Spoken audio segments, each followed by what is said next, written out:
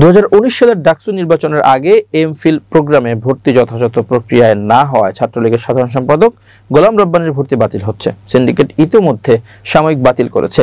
আর তাতে বৈধ ছাত্রত্ব না থাকার কারণে 2019 সালের অনুষ্ঠিত ডাকসু নির্বাচনে গোলাম রব্বানীর প্রার্থিতা অবৈধ ছিল না। তার প্রেক্ষিতে জিএস নির্বাচিত হওয়ার বিষয়টিকে অবৈধ ঘোষণার সুপারিশ করেছে তদন্ত কমিটি। ওই নির্বাচনে জিএস পদপ্রার্থী রাশেদ খানের অভিযোগের প্রেক্ষিতে তদন্ত কমিটি এই সুপারিশ করেছে। গোলাম রব্বানীর জিএস পদ বাতিল হলে ওই নির্বাচনে রাশেদ খানকে ডাকসুর জিএস ঘোষণা করা হতে পারে বলে জানা গেছে। এদিকে গোলাম রব্বানীর ভর্তি বাতিলের খবরে উচ্ছ্বাস প্রকাশ করেছে গণ অধিকার পরিষদের সাধারণ সম্পাদক রাশেদ খান। তিনি বলেছেন, দীর্ঘ সময় পরে হলেও আমি ন্যায় বিচার পেতে যাচ্ছি। রাশেদ খান বলেন, গোলাম রব্বানী শিক্ষার্থীদের ভোটে জিএস নির্বাচিত হয়নি।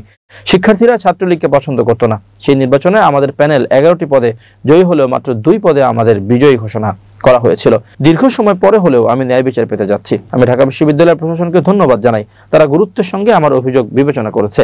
তদন্ত প্রতিবেদনে বলা হয়েছে, 2019 সালে ডাকসু নির্বাচনে কিছু প্রার্থী প্যানেলের পক্ষ হতে ভোটদান, অনাবাসিক শিক্ষার্থীদের ভোট কেন্দ্রে ঢুকতে না দেওয়া, ভোট কারচুপি করা, ভোট দানের জন্য কৃত্রিম লাইন সৃষ্টি করা, ভোট কেন্দ্র দখল করা, ব্যালট পেপারে অবৈধভাবে সিল মারা, ভোটদানে ভয়ভীতি প্রদর্শন করা, অবৈধ উপায়ে ভর্তি হয়ে নির্বাচনে অংশগ্রহণ করা, ব্যালট বাক্স সহ নানা কারচুপি ঘটেছে বলে প্রাথমিকভাবে প্রতীয়মান হয়েছে। তবে এ বিষয়ে সুনির্দিষ্ট সিদ্ধান্ত গ্রহণের জন্য অধিকতর তদন্তের প্রয়োজন। 2019 সালের 11 মার্চ অনুষ্ঠিত হয় ডাকসুর ওই নির্বাচন কমিশন ঘোষিত ফল অনুযায়ী ভিপি পদে জয়ী হন নুরুল হক নূর।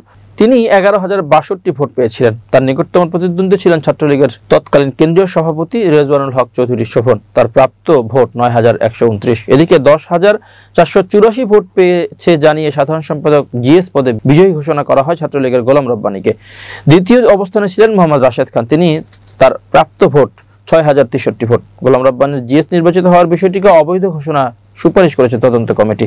সিন্ডিকেটে তাকে অবৈধ ঘোষণা করলে নির্বাচনের 6 বছর পর জিএস হতে পারেন রাশেদ খান। ন্যায় বিচারের অপেক্ষায় আছেন তিনি।